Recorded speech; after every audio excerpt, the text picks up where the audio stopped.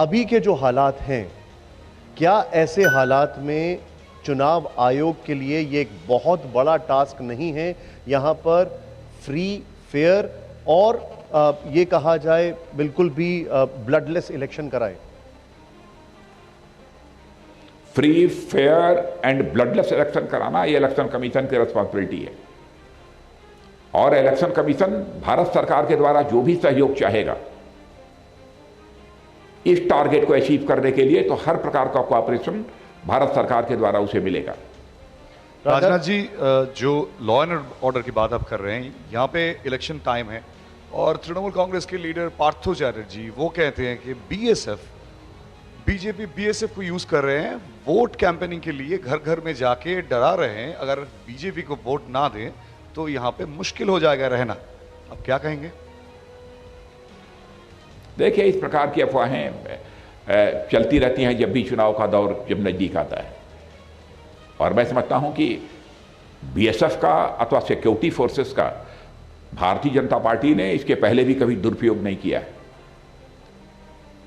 और मैंने पहले ही कहा कि सुरक्षा हो अथवा सुरक्षा के जवान हो, इनकी कीमत पर हम राजनीति करना पसंद नहीं करेंगे। बराबर हमारी सोच ये रही है कि चाहे सुरक्षा के जवान हो अथवा सेना के जवान हो, उनको सदैव निष्पक्ष रूप से काम करना चाहिए। राजनाथ जी, और जी, इस सिस्टम को कभी पॉलिटिसाइज करने की कोशिश नहीं करनी चाहिए। जी, एक और चीज जो पॉलिटिसाइज की जा रही है अभी, जैसा कि बीजेपी के कई नेताओं ने हमारे मंच पर आज साझा किया है, वो है किसानों को लेकर जो अभी इस वक्त आंदोलन चल रहा है। पहले तो मैं आपसे एक क्विक रिएक्शन ये लेना चाहूंगा कि जो 26 जनवरी को हुआ और उसके बाद कल जिस तरीके से दिल्ली पुलिस के ऊपर हमला हुआ, तलवारें चलाई गई, जो कुछ भी हुआ, पहले तो मैं आपका उस पर एक रिएक्शन लेना चाहूंगा। मैंने वो तो बहुत ही दुर्भाग्यपूर्ण था और 26 जनवरी को जो कुछ भी हुआ है बहुत ही शर्मनाक है। और जिन लोगों ने किया है उन्हें बख्शा नहीं जाना चाहिए और उन्हें बख्शा भी नहीं जाएगा। लाल किले के ऊपर तिरंगे के अलावा कोई यदि दूसरा झंडा फहराने की कोशिश करेगा तो उसे किसी भी सूरत में माफ नहीं किया जाएगा।